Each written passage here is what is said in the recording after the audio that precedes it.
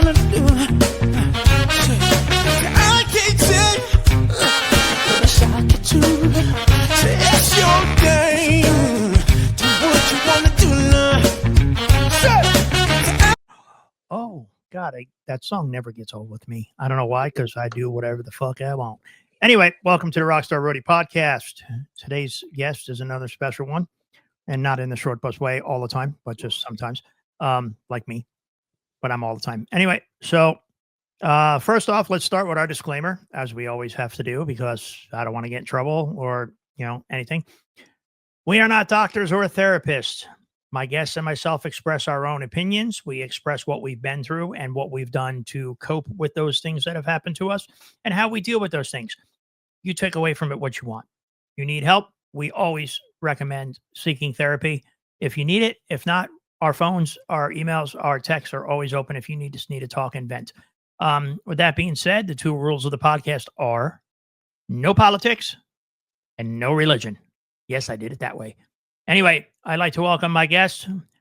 Yeah, I'm probably going to bastardize his last name because I'm freaking hammered today with, I don't know what the hell, but please welcome Mr. Chad Olech. You got it right. That's me. G'day. Woohoo! First time today. Oh, God, I got sweatpants. It's hot with all these lights. What's up, my brother? Just got a couple of nothing, man. How you been? Enjoying semi-retirement, only working for the people I like now. I decided to do that a few years ago, and not due to retirement so much, just as I'm tired of working for people I don't fucking like. We're gonna have a blast on this podcast. Let me tell you, because you're in the same, and again, I'm having a lot of old school guys on because we just have zero fucks to give, and we're not in this for the glory. We're in this to make a paycheck and have some good shows and have some good family camaraderie. But yeah, I don't do it anymore. I've got a great gig with two, technically three artists, and they treat me ridiculously great. So yeah, why go anywhere else? And listen, if the band is cool and they come recommend it to me, sure, why not? Sure. If one of my buddies like yourself call and say, "Hey, I need you," I'm there. Yep. But same, and I've gone to fill in on things and whatnot, but I've had the same primary gig for over a dozen years now. Yeah. With Fall Out Boy, and their management treats us well, the band treats us well, like from top down. It's a class organization. And is Cadaver still there? No, Cadaver's been gone since before I got there. Really? Yeah, because the last time I saw Cadaver, God, I missed that tall, crazy looking bastard. But he makes me laugh all the freaking time. It's just like not even funny. He's that funny. It's not funny because he's that funny. I'm pretty sure he's still out on Biscuit. Oh, is he? Good for him. So, yeah. Yeah, I can always tell when he was around because I'd find his hair. He's a great dude. I did Serge Tonkian with him a bunch of years ago. I'm not sponsored by Ricola, but God, these things work great. Maybe you can be now. Yeah, we'll see. I ain't that popular yet because they're going to be doing a lot of bleeping. I don't do bleeping, but I like this one. 210, my friend, you're fucked.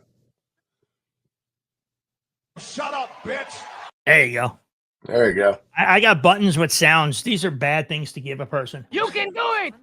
So you had a young guy come out and set up your studio, didn't you? No.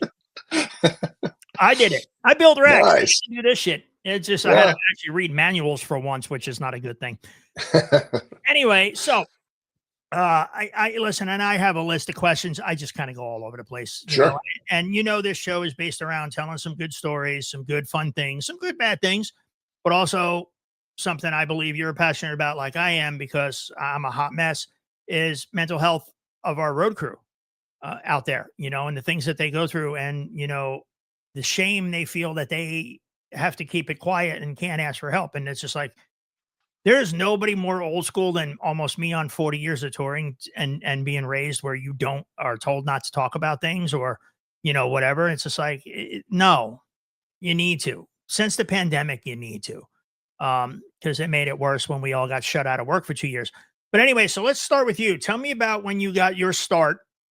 And I know why you started, which I thought was I loved your answer in your sheet. But why did you get started, in your words, in this industry?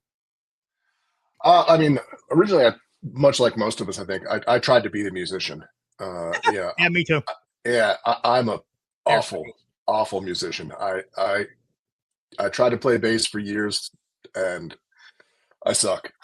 So I had moved out to Los Angeles right after high school to try and do that, and I quickly figured out that I was, even in my hometown, I wasn't great.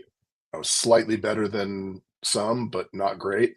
But when I got out to Los Angeles, I was essentially a hot mess when it came to playing. So ended up kind of pivoting a little bit and started going to school for audio engineering, and that's kind of where it started. And then kind of the thought of it started anyway.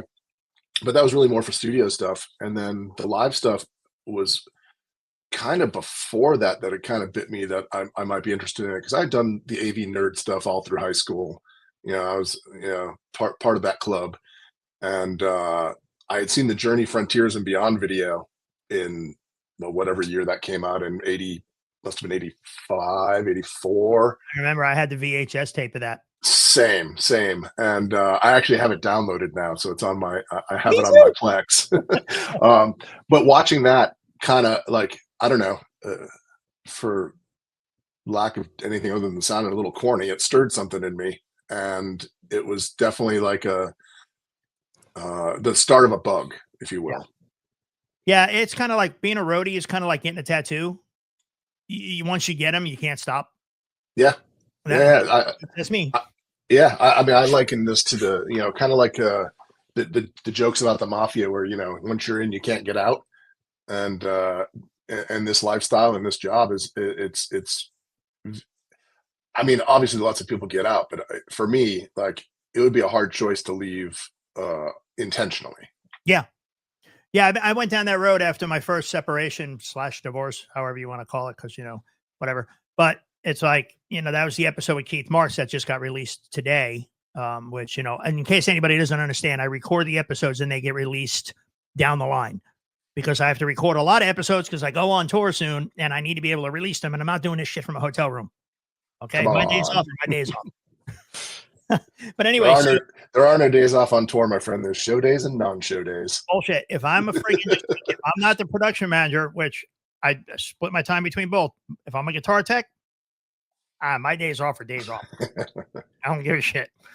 But anyway, so yeah, what a lot of people don't understand is a lot of guys get into this industry because they love it. They love it. They love the lifestyle. They love the money. They love everything that comes with it. Well, back in our day, they did. Nowadays, it is nothing like when we started. I started back in the late 80s, and there was things that were just free for me. Now that doesn't exist. Now it's business based. But a lot of guys get in, but they don't think, and I didn't think of a way out. And here I am 40 years later going, oh shit. Yeah. So trying to pivot isn't that easy. And I'm not the smartest tack in the box. So I don't know, but we all try. But yeah, the Journey Frontiers, that was awesome. that was like, oh, I can do that. Yeah. I can do that. Yeah. And it was, watching all those dudes, living on the bus, and the in and the out, and there's the dude that broke his arm or separated his shoulder. I can't remember, something to do with his arm, that continued to work, with the sling on. And oh yes, same. I mean, I had kidney stones one time when I was working for Disturbed way back in 2000, I think. Got kidney stones after sound check, went in an ambulance to the hospital in Philly, checked myself out of the hospital to make it back for the show. After the show, checked myself back into the hospital until bus call time, where I got back on the bus and went to the next city.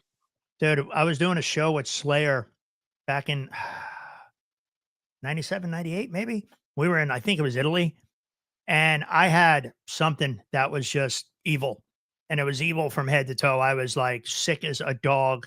It was coming out both ends. It was a show day. So I got a 50-gallon bucket on my side of the stage. I'm tuning the guitar, giving it to my stage manager, going, go give him the guitar. Yeah. And I'm like, all right, cool. Next. It's what we do. Yeah. I mean, well, shit. Off more stages. Holy shit. Luckily, I haven't done that yet. The older I get, the more likely it becomes, I feel like. I fell off the stage. What was that TV show? God, The Voice. When I was with Matchbox 20, I fell off the stage. We were doing The Voice that day because they didn't put up the perimeter ropes. But after I fell, the perimeter ropes went up. But the lights were out and they had no markings on the floor that we are used to, So I walked right off a 4-foot high stage, landed with my fist in my chest and completely almost, I think it was dislocated, but they popped it back in. My elbow was it was enormous, had so much water on it. But when they looked at my chest, because they wanted to see if I had cracked ribs, I had my fist print in my chest because I landed on it to protect myself. Yeah, that was a dumb move. But anyway, so I mean, we've all done that. I mean, hell, just 2 years ago, year and a half ago, I went to the hospital in Singapore. I've been, I got sick I can't remember what the order was. I think I got sick in Thailand. And I'm still not 100% sure what it was. I honestly think it might have been the hotel breakfast, which would be really weird because generally speaking, it's safe. Yeah, it's amazing over there. Yeah. Oh, it's great. I love it. Everyone's like third world country. Man, go there. Shut up and go there because they are cleaner. The food is better. Everything is it's cleaner. Stay away from the water and you're usually okay. Yeah, exactly. I don't and I didn't really have any water that I can think of, so I don't know what it was, but anyway, I got a foodborne illness and was sick in Thailand and then sick in Bangkok's in Thailand. Where the heck was the next city? I can't remember. It was two countries in a row, and then finally in Singapore, my crew actually made me go to the hospital. I had no intention on going. Right. And my production manager, my production coordinator, and my stage manager were like, no, fuck you. You're going to the goddamn hospital. So off I went, and a bunch of medication, a bunch of, antidiarrheal and anti-vomit medication. And off I was back home. So just, I mean, we're going to do this. It's just going to go all over the board. So fuck it. When I was doing Janet Jackson a few years ago, I was production manager for her first tour in a long time. And, needless to say, I got sick. And we don't know what the hell it was, but we know that prior, it started when we were at Madison Square Garden. Now, if anybody knows the production office of Madison Square Garden, it ain't the cleanest. But we had rats running around. Oh, shit. And so my voice, my throat, I had gotten an infection that was in the back of my throat covering a very small part of my tonsil. And I couldn't talk. I mean, as days went on, it got worse. So we brought rock docs in and did the antibiotics. That shit wasn't working. None of that stuff was working. So we're playing an amphitheater, excuse me, in Virginia. And I love this amphitheater. I can never remember the name of it. But right outside the amphitheater, literally right outside the backstage gate, is an emergency room. It's a hospital, So I just was so bad. I walked in I never sleep in. I'm normally the first person in the building as a PM all the time, or as a stage manager. I'm the first person in the freaking building, making sure I get food and get ready. Apparently I woke up 2 hours late. My production coordinator, can't do that. Production coordinator, she let me sleep. And she had been with me for 20 years. She knows my wife. She knows everybody. She's like, you look like shit. I could barely talk. So they had the promoter bring me over to the emergency room. They got me right in. The doctor looked down my throat and she goes, I'll be right back. Uh-oh. That's never great. It was to the point where I couldn't breathe. I was having a problem breathing. Talking wasn't fire in throat bad. It was that bad. So they gave me something. I don't remember what it was called, but it loosened up everything so I can tell them what was wrong. And then she went in with a needle. She had the nurse hold my head, cover my eyes, open my mouth. She went in with a needle and it hurt like a son of a bitch. But she's like, hold still, hold still, hold still. I'm almost done. And she pulls this fucking needle out, like the one they used to shoot me in the knee with the freaking cortisone, whatever the hell it is. It had 4 cc's of this pus that was in the back of my throat. Holy shit. And I instantly felt relief. It wasn't even as soon as the pus was out, I was like, oh, thank God. I could talk again. But she's like, shut up. Okay. Anyway, apparently I had such a bad infection. If that blister would have burst, it would have killed me. Jesus Christ. She's like, we got it all out. Keep your voice shut. So we were about to have a couple of days off from the tour. I was going to fly home to see my daughter graduate. So Janet said, listen, we got it. The shows are advanced. You're fine. My stage manager, Mike Hosp, he stepped up. You know, Karen, production coordinator, she stepped up. Janet flew me home a day early. They put me in a hotel, kept me away from everybody because it was still COVID time, you know. Oh, of course. But they put me in a hotel and then sent me home the next day. So I went home and recouped and then was able to go to my daughter's graduation and then rejoin the tour. But if we didn't have those 3 days off coming up, I can almost guarantee the OG shit in me would have said, I'm staying. Yeah. It's But just what we do. apparently they all called my wife, our tour manager, Derek, Karen. I think Janet hopped on there and she's like, we're sending him home. He's not going to listen to us. And then all of a sudden I get a text from my wife. She goes, you're coming home. I'm like, okay. The boss said, I'm coming home. I'm coming home. So, Right.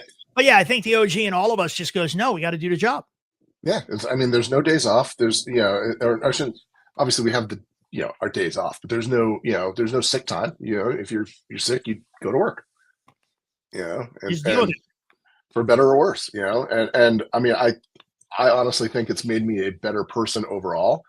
During COVID, as most of us did, had to take a real job, so to speak.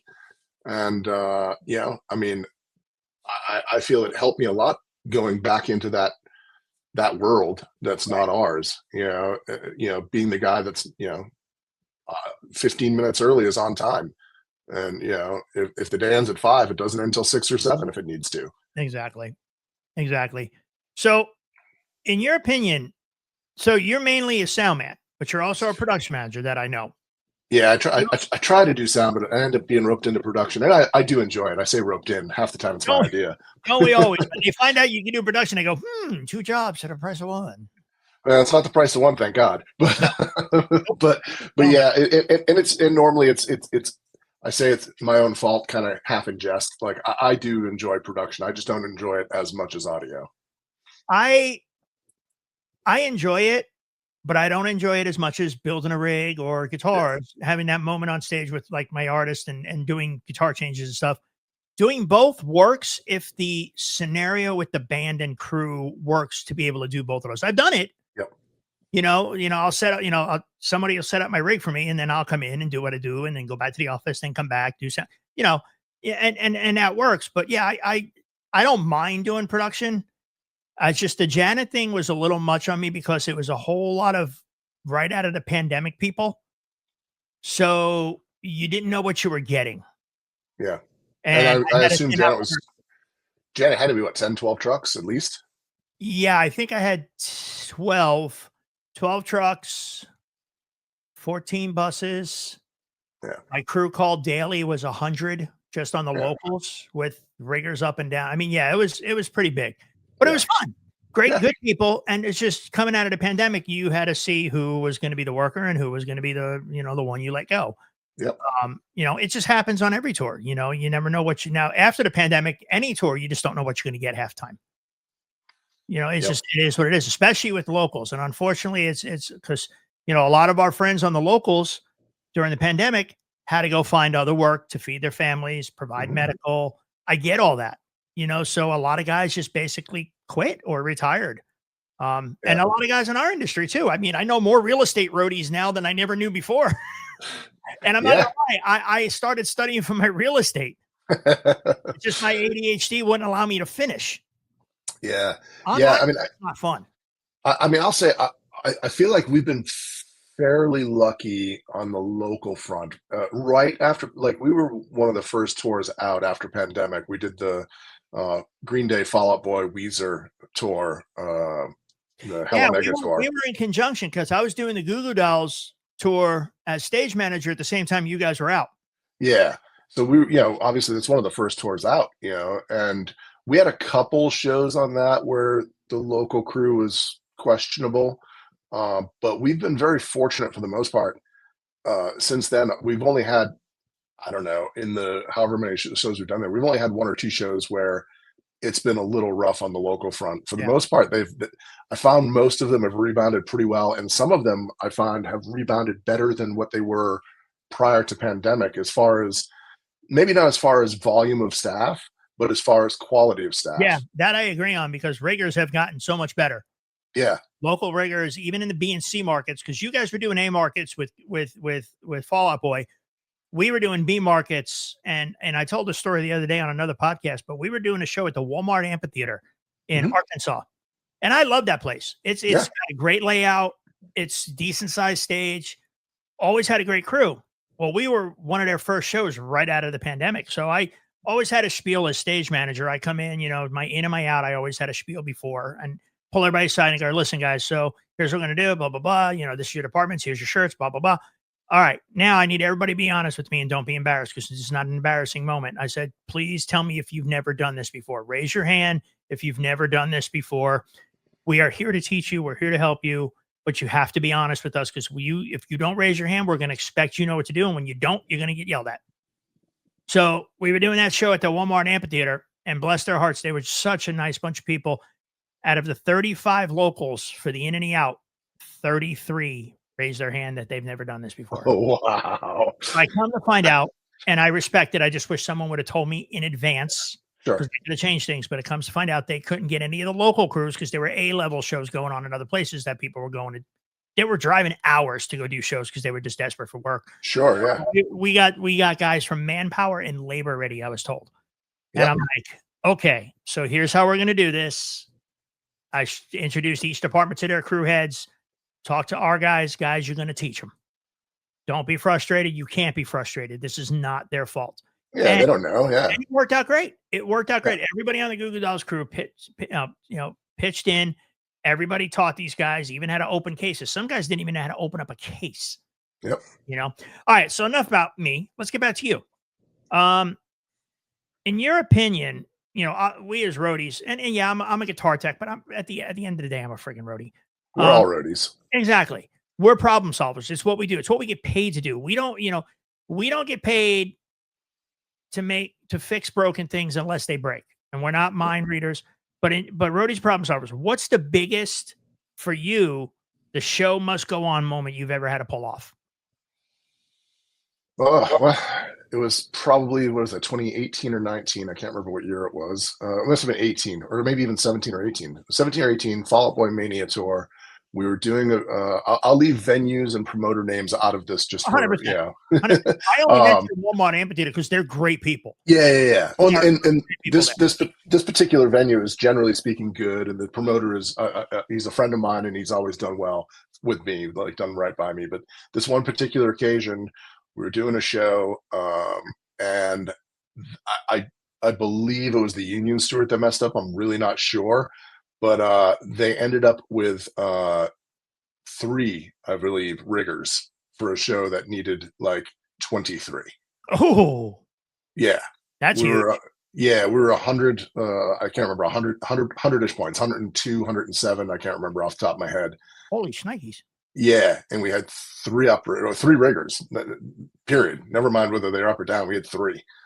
Wow. So that was. Let me stop you there real quick in case anybody doesn't know what a rigger is. A rigger is the person responsible for all the stuff you see flying over our heads every single day. They are responsible for the safety to make sure that stuff doesn't fall. So you don't want Bobby Bones from friggin', the junkyard coming and putting rigging over your head. So that's what a rigger does. It keeps us safe and keeps the stuff up in the air. So there you go. Yeah, and we were very fortunate. We had 2 riggers on tour with us. We had a main and a second, and between the 5 of them, they got basically all the points up that we had to have to do the show. There was a gag behind front of house where there was a C stage that kind of levitated and went up and down. We had to kill that off that night. We couldn't get the automation set, so the stage was just static above. We couldn't bring it down. So that was a little disappointing for the band, and I assume for the fans as well. Yeah. But the show went on. We were only, I think, 30 or 45 minutes late for doors. That's not bad. No, it was like everybody pulled together and did, our riggers, I'm not 100% sure. I think one of our riggers, I think, went up, if I remember right. I could be wrong on that. But we all acted as ground riggers. Everybody was pulling motors out of boxes and spooling chain and, And that's running how it's shackles. supposed to be. Yeah, That's what we do. We are a misfit family that helps each other. supposed to be anyway. I've had tours where the same team would fight with each other. hmm You know, the ones I can't stand are the ones nowadays, and I don't ever subscribe to this. But me and Glenn Kaufman were talking about it one day. We were out on Night Ranger, and it's like, I don't understand the ones that say, well, that's not my job description. Oh, Jews, I'm going to put out the set list, put out water, put out towels. It ain't going to hurt you. It ain't making you less of a human being, for God's sakes. Yeah, the not my job thing Ugh. really irks me. I mean, Now, yeah, I will throw it in when people piss me off. That's not my job. I will do while I'm doing whatever is not my job. I'll be like, you understand what I'm doing right now to help you is not my job, and you fucked up, and now I have to do your job. Yep. You Yep. know, I've gone and had to fix people's shit constantly. It's always at least something. But what drives you? I mean, and what I mean by that is like, we're not young. We're not young chickens. I think I'm older than you, but not much. yeah, But you're what a bit drives older, you? Shut up. I'd say not much, a bit. What drives you to still enjoy doing what you do? Well, I think the fact that I still enjoy what I do is what drives me. I still truly love my job. Do I miss being home with my family? Of course. Do I miss being, seeing my friends and missing out on, certain life events? Of course. Yeah. But I still truly love what I do. And if I didn't, I think that would probably drive me to quit. So I think honestly, the love of my job is what drives me to do what I do. And, and to a degree, ego probably has a lot to do with it. Like, You are masochists. yeah, I mean, I want to be recognized as someone that does a good job. I think we all do, no matter what your career is. Nobody wants to be known as the guy who sucks. Well, I mean, you good job, good dad, good husband, good Yeah. friend. It all comes down to we want to be recognized that, we're there for people. Yeah. At least as much as we can. I think there are definitely times in all of our lives where we haven't been there. Yeah. Where I wish I could have been there for this thing or that thing, but the show got in the way. Yeah. And it's something that I personally will probably never get over. Like a bit of a little tangent on it. Like a couple of years ago, my mom passed away. And I was in prep in Lidditz, prepping my audio rig. She had a stroke, and I was going to fly home. I was going to leave prep a day early to fly home, and see her. And she happened to pass away the night before I was flying home. And at that point, I talked to my sister and my brothers, and I was like, "Listen, I'm just going to stay here and keep working." Like, Yeah, because if you go home, you're going to get in your head. yeah, what am I going to do? And what am I going to do there? I'll come and give you a hug, but what? It doesn't help any of us. Right. I mean, maybe it does mentally a little bit, but it doesn't solve any problems. It's not going to make everything go away. Right. So for my own sanity, I chose to stay working. Yeah. And, I sent an email out to the entire crew, told them what happened. I said, I don't want to discuss it, which is probably, which is that old method of thinking. It's not something we should probably do, but I also didn't want to, at the very top of a tour, get into some kind of a mental funk. Right. I'm a bit older. I'd rather bury it and deal with it later. Well, I mean, and by the way, I'm sorry about your mom. That kind of segues into what this show, other Right. half, is about, and it's mental issues.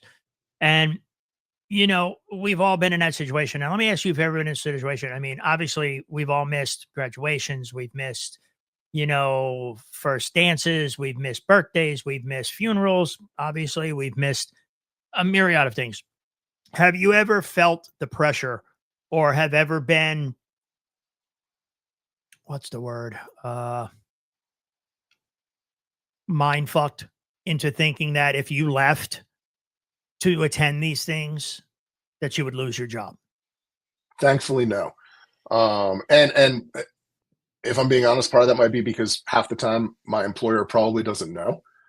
I mean, obviously, the Fall Out Boy guys knew that my mom passed. That's not something you can really cover up. Plus, like I said, I sent an email out to I didn't send an email to the band members, but I sent an email to pretty much everybody else saying, hey, you all going to see that this happened on social media. It's not a conversation. Sure. Like, you want to call me at the end of the tour? Sure. I'm happy to talk, but not here. So part of the reason that's probably not happened to me is because much like a lot of people anybody over probably mid-late 30s, early 40s, anybody over that, we were taught, keep it inside, just shut up, bottle it up, deal with it later, or don't deal with it at all. Exactly. Which can be even worse. Oh, that is definitely true. Just trust me, in therapy, shit came out that I thought I completely buried. Oh, I'm sure. Yeah. Crap. But no, I asked that question because I talk to a lot of crew guys. Some guys don't want me to say their name, and I respect that.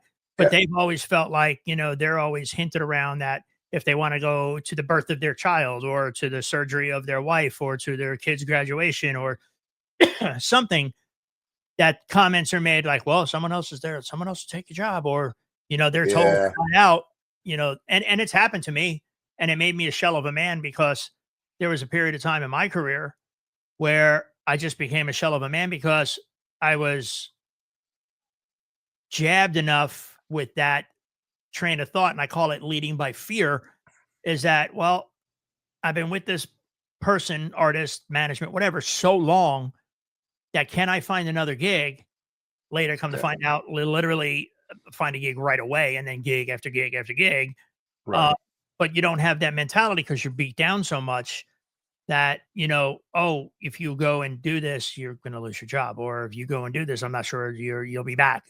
And a lot of crew guys experience that. They're led through by fear in our industry. And as a PM or even a stage manager, because the stage manager is right underneath the PM, I've never made people feel like that. And they shouldn't feel like that because it's humanizing. I've tried not to. And I can't say for sure I haven't. You'd have to ask all the crew people I've ever worked with. But I feel like I've never done that. And I know I've fired people before. Right. Well, yeah. And I have had people that have stepped away for whatever reason for several shows or the end of a tour or missed a leg. And I haven't had them back because the person who came in all of a sudden did the job the way it was supposed to be done. And, and it's unfortunate that you would lose your job for that. But at the same time, if you weren't doing your job well, you didn't deserve to have it in the first place. Yeah, I've run into that. It's never happened to me. I'm knocking on my desk, but it's never happened to me. But I've seen it happen to people I was on a tour with. And unfortunately, that's just the risk you take. Yeah. If the door's open for you to come back, but the person's doing better, it's the risk that you take. It's our industry. Yeah. If that guitar tech's better than you and the guy feels more comfortable with that person, well, the artist is the boss. He's the one paying your salary. It comes out of his, fourth or fifth of the gross. And a lot of times that's what it is. The artist is like, no, I really like so-and-so. Exactly. And it's like, well, what can you do? Exactly.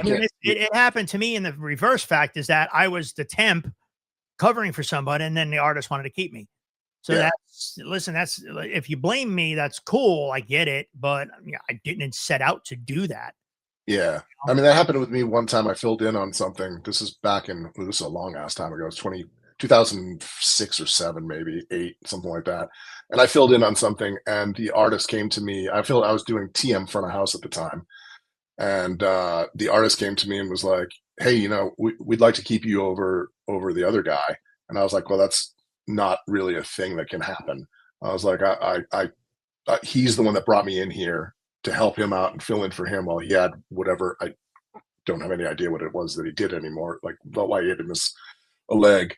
But I was like, that's not happening. I was like, if you fire him down the road, you can feel free to reach out for me. I like you guys. We had a great time, whatever, but I'm not just taking over his job. Like, it's not what I'm doing. Yeah. And my thing was, I asked them to reach out to him and tell him, and he was mad at me for a minute, but then he understood because he wound up coming back on the crew and taking care of the other side of the stage. So it worked out, in your, you and I both know touring is mentally exhausting. And as we get older, it becomes physically exhausting. How do you deal with that aspect of what we do for a living? The physical side, just on days off, you try and rest. That's about all you can do. As a production guy, I'm in. I think our last walk and chalk was at 7 a.m. So I'd be in at 6:45 for a 7 a.m. start, and not finish until 1:30 or 2. Between 1 and 2, depending on dock situations and Right. labor and whatnot. So you get 5 hours sleep if you're lucky. And that's 5 hours. You get 5 hours off of work. It's not really 5 hours sleep because you still have to, I don't know about you, but it takes me a solid 30, 40 minutes to wind down. Oh, 100%. After, I mean, I can't just walk to the bus, go right to bed and go to sleep. It's, No. 20, 30 minutes of just bullshitting with the stage manager and whoever else happens to still be up on the bus. Yeah, I mean, And you got to then- get the shower out of the way if you're hungry, and you have to eat, and then you've got to get your brain to slow the fuck down, because mine don't slow down for at least an hour until after the show. And when I mean Yeah. after the show, I mean on the bus. Yeah, see, I'm lucky. Like as soon as and again, I don't. Maybe it's a coping mechanism. I have no idea, but I'm fairly lucky in the sense that once that truck door closes, I'm really good at shutting out everything that happened that day. For the most part, I'll go to the bus and I'll talk to my stage manager for a few minutes, and bullshit with him about maybe it's show stuff, but maybe it's just general bullshit. Right. And 30 minutes, maybe 30, 40 minutes, and then I'll hit bed, and then it's probably another 20 minutes to fall asleep, 15, 20 minutes to fall asleep. So it's probably an hour after the show, Right. So if we're out at 1, it's 2 a.m. I got to get up at 6:30 to be ready for 6:45. Thankfully I'm pretty quick in the morning, Fair enough. Yeah. I mean, that makes sense.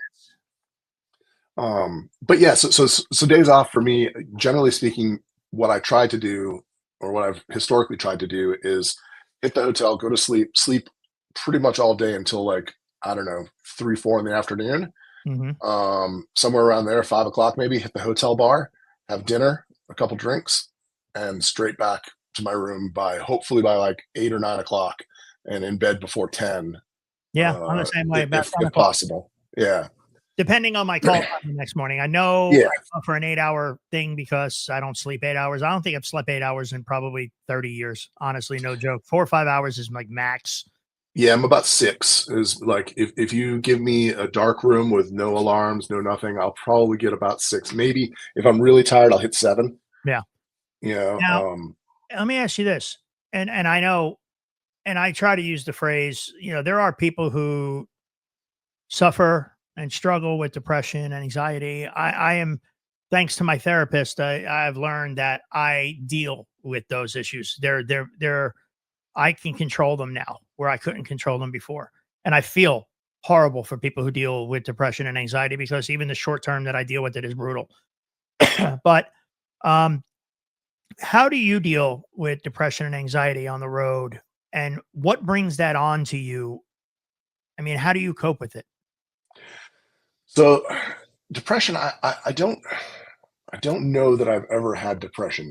I probably have. If I went to a therapist, I probably have, but I don't know, like, the I don't know, the standard signs or the standard whatever. I've never really experienced too much, but anxiety is something I went through real bad for a few years, starting probably around 2013-ish, 2012, somewhere around there, to the point where, like, getting on airplanes was fucking terrifying. And I'm not afraid of flying. Like, I'm almost 2 million miles on American Airlines. Like, Yeah. never mind all the others. Like, flying's not a thing that generally bothered me, but for several years, from 2013 to probably 17 or 18, I would get panic attacks, which the first couple I had, I thought I was dying. I thought, They're brutal. I thought I was having a heart attack. I mean, I'm not a picture of health. I never have been, probably never will be. So, kind of a fat guy, all this stuff, and all of a sudden you think your heart's exploding. So there was a couple times I went to the hospital, thinking I was having a heart attack, and sorry, a notice just came up on my thing that a good friend of mine had a spot tested, and it's not cancer. So sorry, it's just No, hey man, yeah. that's always good news. But anyway, so the anxiety was never crippling in the sense of like what I hear other people go through, but to me, it was very like super intense. For me, the way I started dealing with it was once I realized what was happening and once I realized what my body's reaction to it was, I could justify, for lack of a better term, that this is going to pass. It's going to take 10 minutes or a half hour, and then I'll feel fine again. Um, I've never, I've never addressed the cause of it because it kind of went away on its own Right. eventually. Um, you know, post COVID, I probably would have addressed it. But you know, pre-COVID, it was kind of like you said earlier. It's different times. Yeah. So I just sucked it up and dealt with it, and then eventually it did go away on its own. And I've probably had since 2018. I've probably had 2 panic attacks. Right. I don't know what caused them. There was no obvious trigger to me. There was no like, oh, it's a show day, it's an important show, or management's here, or the singer yelled at me, or my wife yelled at me, or there was nothing outwardly that I could point at as a trigger. If I had to guess, I'd say it was just cumulative stress of life, The between funny thing is that doesn't sound crazy because that's my trigger. It is the yeah. cumulative stresses that just kind of hit at a point, they'll hit. Yeah, it's the straw that broke the camel's back. It may be just the one, like they didn't have your flavor of ice cream for after show or whatever, and it's that one little thing that tips you over the edge is Yeah. my guess as to what was happening with me. And I see that a lot. I see that with a lot of people. They don't know what their trigger is, and then they realize it's just everything bubbles up. Yeah. The finances, the relationships. When am I going to have my next gig? Those, and they panic, or my kid's not doing good, or my dog isn't doing. It's just they take it all in, and they old school like us, but they're not old school enough to be able to deal with it. Where we're older, and we They know don't have how enough to- compartments. What's that? They didn't have enough compartments in the head. Yeah. Just file everything around into its own spot, so it doesn't, So, Yeah, so none of the foods touch each other on the plate. I look at my head like RAM. I have to dump some out every once in a while, so the panic attack or the anxiety attack dumps out. Once it's done, it's dumped. So I get some more memory in my head. But I think a lot of people just don't realize that stepping away, relaxing a little bit, don't take life so seriously, because it's going to do what it's going to do. You can only guide which way you're going. You can't make it happen. You're guiding your way through these waters. And it's just like, especially touring guys, it's like shit's going to happen during the day. It'll come out of nowhere. It'll be at the most stupid point. Like last year on TSO, I had an issue with the MIDI switcher, but it wouldn't do it. It was doing it at random. So I couldn't go, there's a pattern, because there was none. And part of me started to freak out. And then I stopped myself and went, okay, this is out of my control. This is a bunch of ones and zeros having a hiccup. And then thankfully my guitar player was like, whatever, man, it's cool. And then that's Al from TSO. Al Petrelli's just awesome. As shit happens, he vamps. He just figures it out. But me, I think if you have a bad show, you kind of beat yourself up, because I know us old school guys like me, I'll beat the shit out of myself, even if it's not my problem. Oh, yeah. Here, but I'll still go, my head will just continue to go, okay, what can I do to fix it? Why? What was possibly causing it? What do I switch out? So, and I think that's the pressure of what we do for a living, is because we want it to be right, but it's gear. It's electronic. Right. We don't create it. We just build it, Right. Well, and ultimately we're paid to make it right. At the end of the day, our job is to make it flawless, even though that's not, obtainable a lot of the time. Yeah. What's that old saying? That old saying is, we don't get paid to make sure stuff goes right. We are paid to fix it when it goes wrong. Yeah. And it's like, we are, because I've lost track of how many times I get calls from people on tour going, hey, so-and-so built this rig, but we need you to fix it. Yeah. Well, or I've gotten calls like from my rack shop, when I send out, for the deposit, I get my deposit. And then when the rack's done, at the bottom of my final invoice, it says, you have customer service with me for 90 days. Unless someone takes apart, unplugs, or changes anything in the rig. After that, it voids the 90-day customer service warranty. Sure. Because I didn't give you this. I didn't build this for you custom for have someone who's 20 years old coming in to go, oh, I can do it better. No, you can't. Because this is what the guitar player wanted. Although we say that, and I've said that plenty of times, but then again, every now and then you run across the 20-year-old and you're like, you son of a bitch, you did do it better. Yeah, I know. Yeah, I'm not going to admit that outright, but yeah, you're right. All right. So how do you feel in your travels that you've seen? And, you and I do similar types of music artists, and we, we do and we don't. But how do you feel the industry as itself, our touring music industry, handles the mental health issues going on right now? Because listen, at the end of the day, you and I, and any guest I'm going to have on this show, they're on this show for a reason because they're friends. But you and I, and a lot of these guests and myself, we've all lost friends in the last several years. Oh, yeah. Good, decent, great friends. Yep. And it sucks because all of them, for the most part, are younger than me. Yeah, a lot of them anyway, yeah. And that sucks. But how do you think our industry is dealing with the whole mental, with our mental issues in our industry?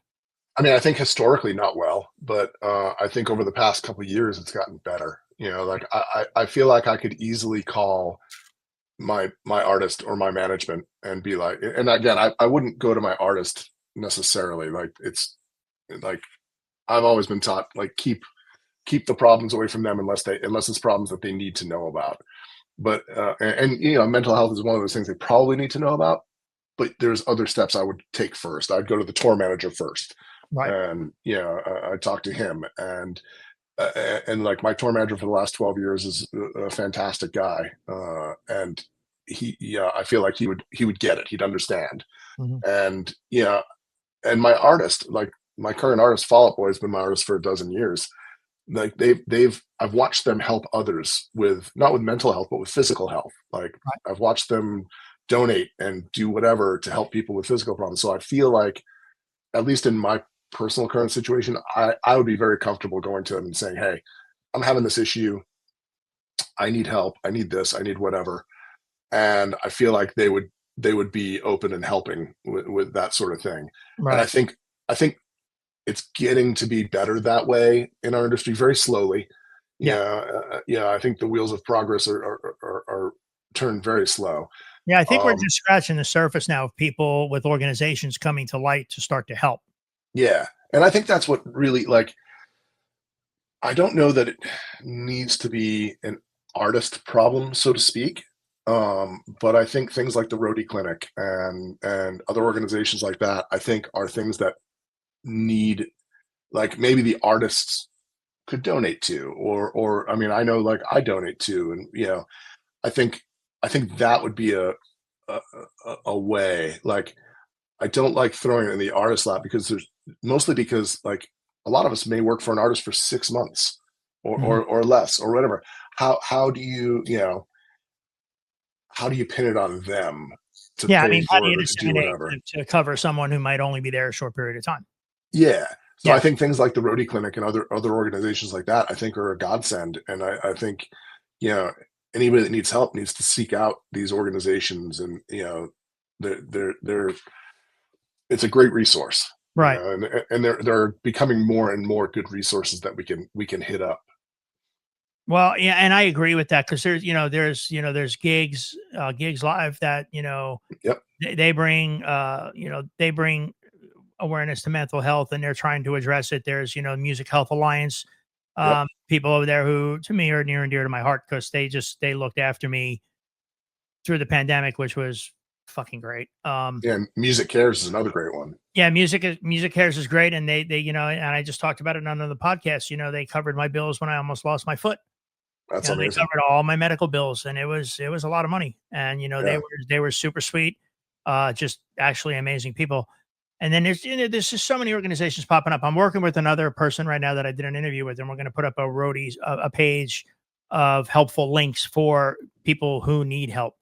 You know, I mean, Music Health Alliance helped me find a great therapist who literally, once she unlocked the door, shit that I didn't even realize was just flying out of me. I bet.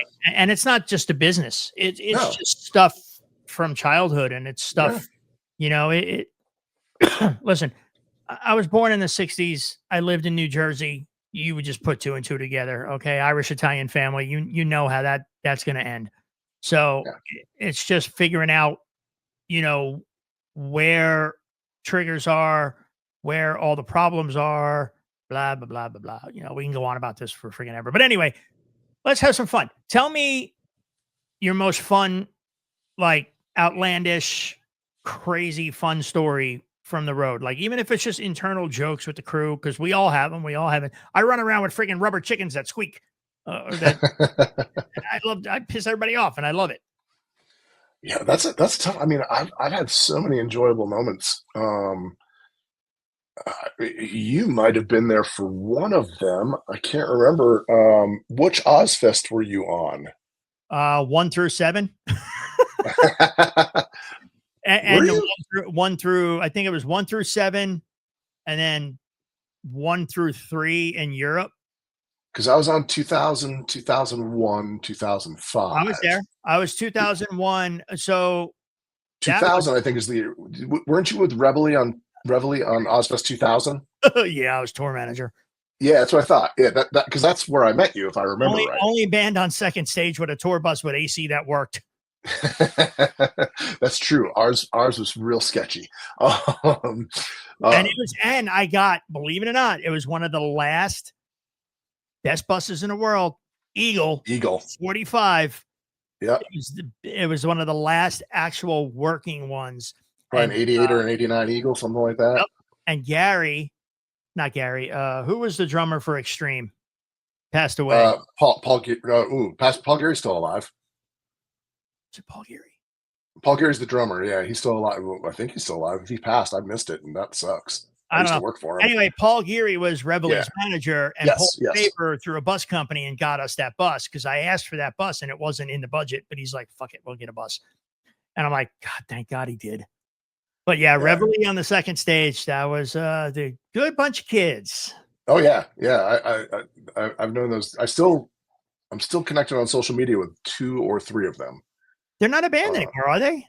No, they did every once in a while they'll do, I don't think they've done it in a minute, but they were doing like a reunion show every once in a while. Like they do like every couple of years they'd get together and do a single show out in like Worcester or whatever. I mean, they were good kids, but it was my first experience working with underage kids and having to have a tutor on a bus.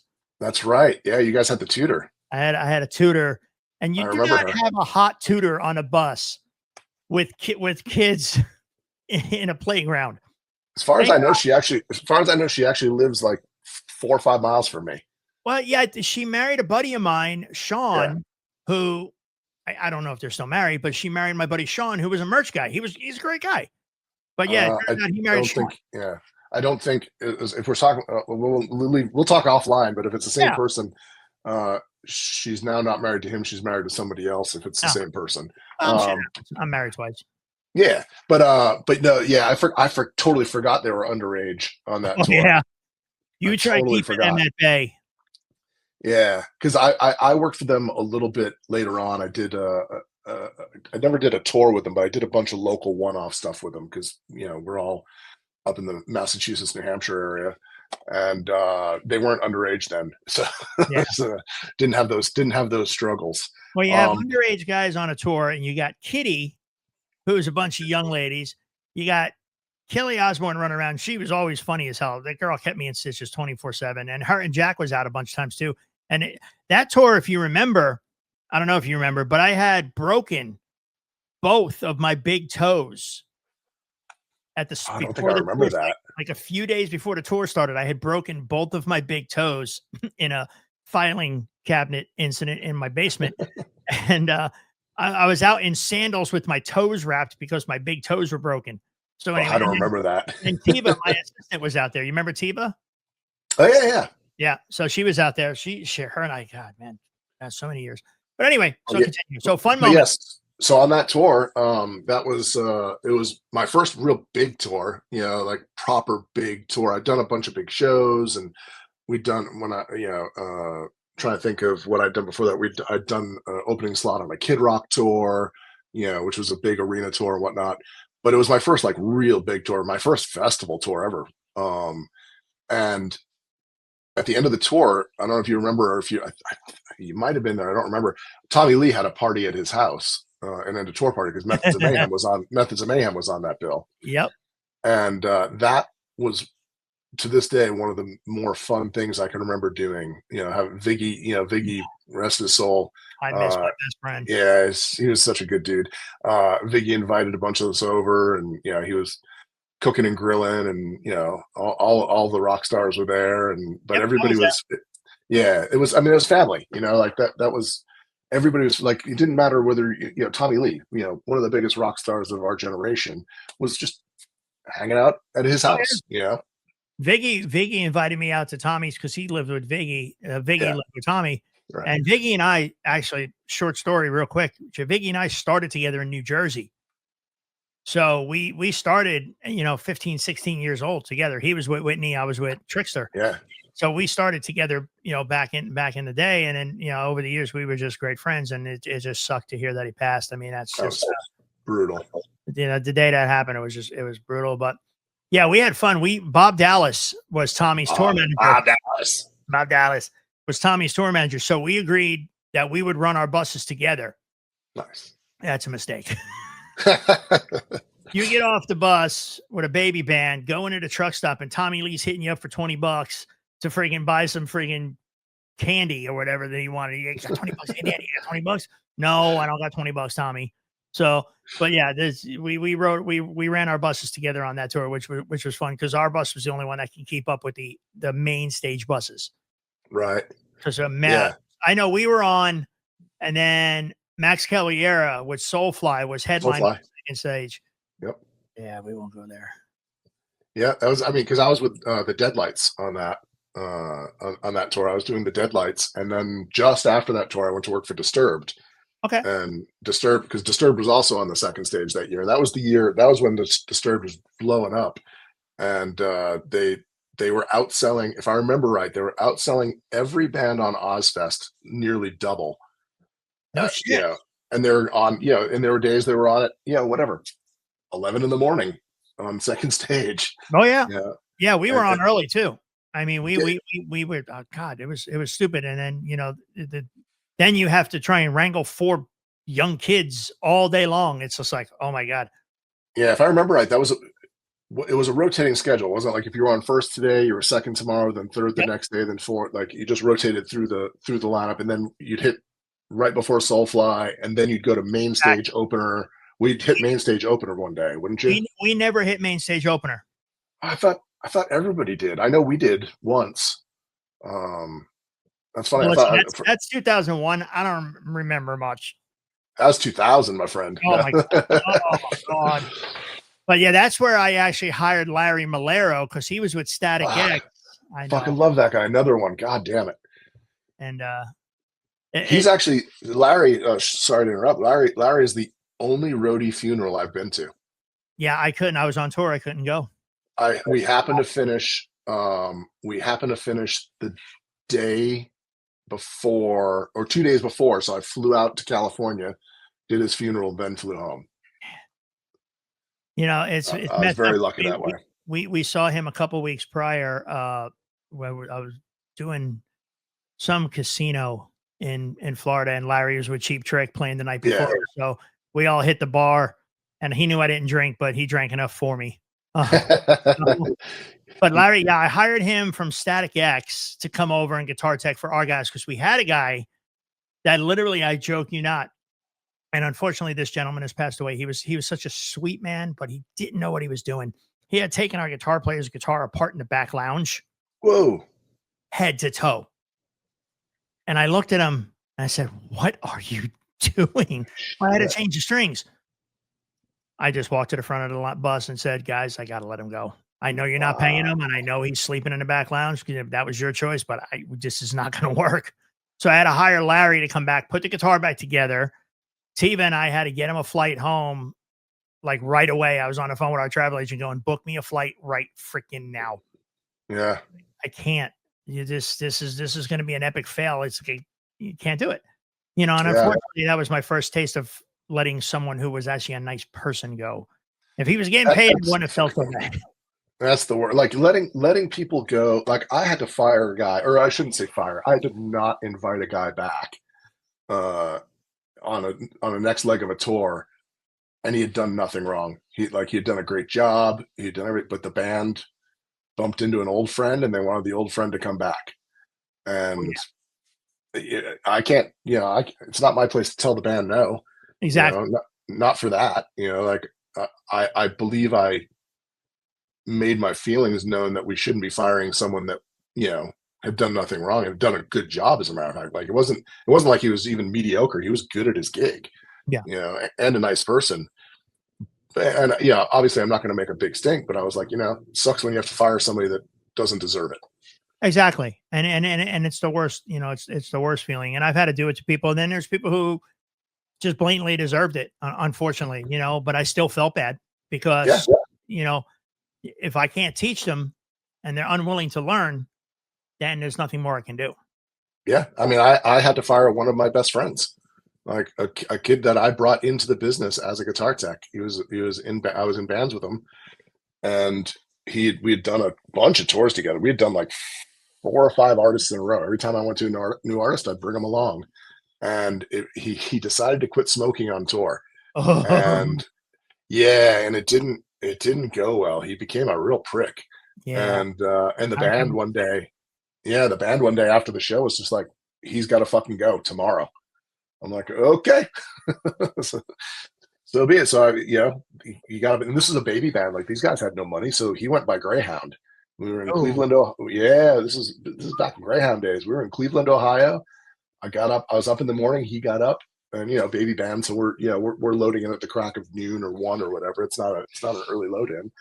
And he got up and he's like, "What's happening?" I was like, "You're going home today. Here's money for the Greyhound. I'll get a cab here. There'll be a cab here in 10 minutes to pick you up. Grab your shit. You got to go." And it was rough. And we are to this day still pretty good friends. I don't talk to him near as much as I used to. But that was one of the harder ones to like, like how do you fire like somebody you brought into the business who's generally speaking pretty good at his gig, just became a prick because he had this, this addiction he was trying to conquer. No, I get it. I mean, listen, when I was getting sober, it was brutal, but the quitting the smoking, that was just, wow. The first 6 months until I finally started getting over it, it was bad. Yeah. I don't know. I know a lot of people that have become sober, and I don't know many of them that were dicks during the process. Maybe 1 or 2 that were a little grumpy about it, but most people weren't, dicks about it. But smoking, everybody that quit smoking goes through a period where they're just a prick for at least a few weeks. I learned that quitting drinking and doing prescription medication was easier than quitting smoking. Yeah, it really was. I wasn't a dick. I was just quiet, during the non-smoking thing. Ooh, I was a grumpy bastard. So, but anyway, is there, and obviously we're approaching time here, but is there anything that what do you want your legacy to be in this industry?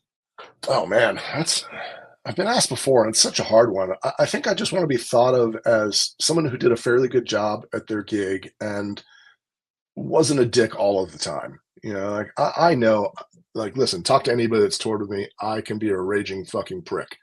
Like I know I can. It's and part of it is the job. Part of it is the job of being at the top and people not doing their jobs and not listening when you try to get them to do their jobs. So for me anyway, it gets real frustrating. And as you continue not to do your job, my aggravation level ramps up. So does my volume. So that, so. Oh, yeah. Same here. And I'm little. I'm not as big as I used to be. So people don't take me seriously because I'm not like big like I used to be. I was big, fat, and I was taller, but I'm shorter now. Yeah, I'm still a hair over 6 foot, and I'm damn near 300 pounds. So, I'm a pretty big person overall. But yeah, I think that would be. I would just like to be known as someone who tried to do the right thing way more often than not, did a good job at my career, and was just a good person overall. Like, yeah, I can be a prick, but I feel like even when I'm a prick, I'm not a bad person. Usually when I'm a prick, I'm pretty justified in it. Yeah. And, maybe I'm overreacting or taking it to almost a comic level at times, but it's never without like justification, Sure. like, and You're not so being a prick to be a prick. You're being a prick for a valid reason. generally, yeah. Yeah. I would say my biggest problem with it is always I tend to amp it up, maybe, like Spinal Tap. I'll take it to 11. Yeah. You pull a Jake Berry. I don't actually, I've dealt with Jake a few times on a few different shows, but never in a negative connotation. So I've heard rumors, but the only Jake Berry I know is a very pleasant Jake Berry. Oh yeah, no, Jake's great. I mean, Jake's mellowed out a lot, which is awesome. I mean, Jake's just funny. Yeah. He's funny as shit. What advice within your career, what advice would you give to the younger generation coming up behind us? Do's and don'ts. Well, fuck, first, don't take yourself so goddamn serious. Thank you. And that goes for our generation too. Like, we're not curing cancer out here. We're not rocket scientists. We're putting on a stupid pop show. And I don't mean stupid as dumb. A lot of people need it, and it helps a lot of people, in lots of different ways. But listen, we're all replaceable today. Like, there's nobody that can't do my job out there today. I don't care how good I think I am. There's somebody out there that can take my job without missing a beat, and the world as a whole won't care. Right. It won't stop. It'll continue to go. Yeah. I mean, nothing we do is that important. Like, stop taking everything so fucking serious. Be able to take a joke, be able to mess around, be able to, lighten up a little bit. And, I mean, I think I'm definitely guilty of it at times. There's definitely times people have fucked with me and I'm like, oh, fuck yourself. And, same here. And I'll get pissed off really for no reason, just because I'm in a fucking, maybe I didn't have a fucking Snickers bar that day. I don't know, but I think that's the biggest thing, that and coincides with it. Like, I don't care how good you are at your job. If you're a douche to live with on a bus, you're not going to last that long. Nope. If you're not a good hang, you're screwed. Yeah. I mean, or even, you don't even have to be a good hang. Like, I've got lots of crew guys I've worked with in the last few years that don't hang at all, which is absolutely fine. They mind their business. They do their thing, and they go to bed, or they do whatever it is they do. And that's absolutely fine, but they're not fucking dicks, and they're not tough to live with on the bus. They're not causing drama. And to me, that's the biggest thing. If you start getting other crew guys riled up over whatever your cause is, be it political, religion, fucking finance, like, I don't give a shit what it is. You don't like working on fucking Tuesdays, I don't care. Whatever it is, like, if you're that person that starts getting the rest of the crew riled up, you're, at least on my team, you're not going to last very long. No, 100%. No drama. Stop it. We're not in free school anymore. Yeah. I mean, let people live their lives. I don't give a shit what, like, I had a crew guy at one point that was all wound up because he thought one of the other backline guys wasn't making enough money. I'm like, listen, he's barely making less than you. Like, we're talking barely, like $150, $200 less a week than you are. And you're getting everybody riled up for this guy this guy's happy with his deal. Like, he's the one that made it. He asked me for this money and we said yes. You never cut another man's throat for the deal he makes. Yeah. Plain and simple. Oh, he's flying business class, but you're not. That's your problem, not mine.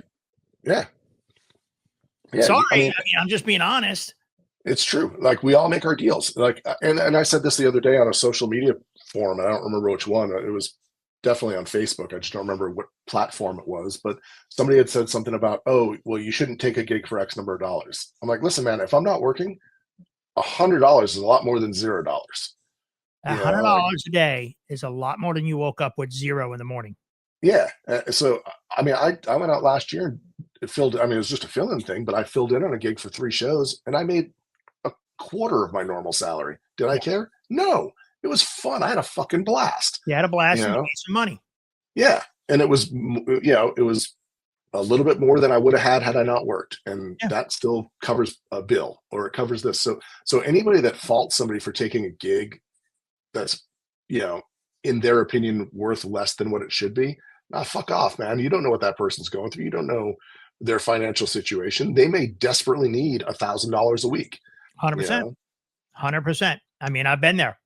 Yeah, we all have. The pandemic, I wish I had something giving me $1,000 a week. That would have Fuck covered a bill. Yeah. And that's the thing. Like, people that get all high and mighty about this stuff, it drives me insane, man. Like, work your deal out, be happy with your deal. Yeah, Like you walk away from your deal. Like when I cut my deal with my current artist that I'm with, I said, listen, let's not play this game. You're management. You're my old friend. I'm a production manager. We're not going to play this game. You have your budget. What is your budget? What's the number? Yeah. And he goes, all right. And told me the number. I'm like, done. Yeah. I'm good with that because you factored it in. You know who you were calling. You knew what I made. Thank you. Yeah. We don't need to play the game. Oh, I need X amount of dollars. Oh, well, we can only pay you this. Listen, you have that Excel spreadsheet that we all know and love with your budget for each crew guy laid out. What is it? Yeah. I can either do it for that or I can't. Yeah. He was my friend and he knew, listen, I ain't going to play this. I don't play this game with anybody. Anybody who calls me, what is your budget? Yeah. Cool. I'm in. Cool. I need this. Sorry, that's not going to work. It's a little too low. I need this. Okay, cool. Yeah. It's not that hard. Can we meet in the middle? Can we, I can't do it for 1,000 a week, but I can do it for 2,000 a week. Oh, you can only do 1,750? Fuck it. 1,750 is close enough. Let's do it. It's just the game drives me nuts. When the phone call comes in, I'm like, I don't even entertain anymore. I tell them simply, listen, you got a budget. Well, we want to know what you want to make. Yeah, okay, we're not playing this game. Because you're trying to say, they're trying to say if I come in low, right? So they look good in their artist eyes because they save $300. Yeah. So what I do now, if a management comes in and says, well, what do you want to make? Oh, I want to make $1 million a week, but let's meet somewhere in the middle here. Like that's my starting point's $1 million. Yours is 0. Let's figure out where, out where it can be, and like, listen, again, if I'm not working, I'm happy to go out and do something. Cause again, if I can make $2,000 this week rather than $0,000 this week, that's most of my mortgage. Exactly. Exactly. So, the high and mighty, the high and mighty ones, I agree with you 100%. Just stop. Yeah. It drives me nuts. Like, again, yes, I think people do try and take advantage of this. Of course, management and agents and whoever try to take advantage of it. Of course they do. It's the nature of business, I think. Yep. Is it right? No, not necessarily, but don't accept the deal. Like, to me, it's that simple. If it's a shitty deal, just don't take it. Yeah, exactly. So, all right, brother, we're going to get going here. I want to say thank you. Thank you. Thanks for having me. We'll probably do a episode 2 because that's what, I try to do these with my friends, but literally we can go off on tangents and tell stories for hours. And then YouTube and Spotify, now that I'm on Spotify and YouTube, they cut me short. So it's like, I got to keep it within a certain time frame. Yeah. We'll probably do an episode 2 and touch more on stuff and all that shit. But I thank you very much, my friend. It's been way too long. God, 2000. Jesus Christ, Chad. I'm old. We're old. Yep. Hey, thank God you're older than me. Hey, you know what? At least yours isn't this color. Not yet. No, there's still time. That shit, it was like a light switch, man. I woke up one morning and went, what the fuck? The rest of it too. Well, see, I don't have to worry about that. The rest of it doesn't exist. Yeah, at least I still got some. Ha ha. Yeah. Anyway. God took mine years and years ago. Well, what I'll do is once this is ready, I'll hit you up with an advert and I'll let you know when it's coming out and we'll touch base next week sometime. Sounds great, man. I appreciate you having me on. All right, brother. We'll talk soon. Thank you so much. All right. See you, man. All right, buddy. Bye. Bad to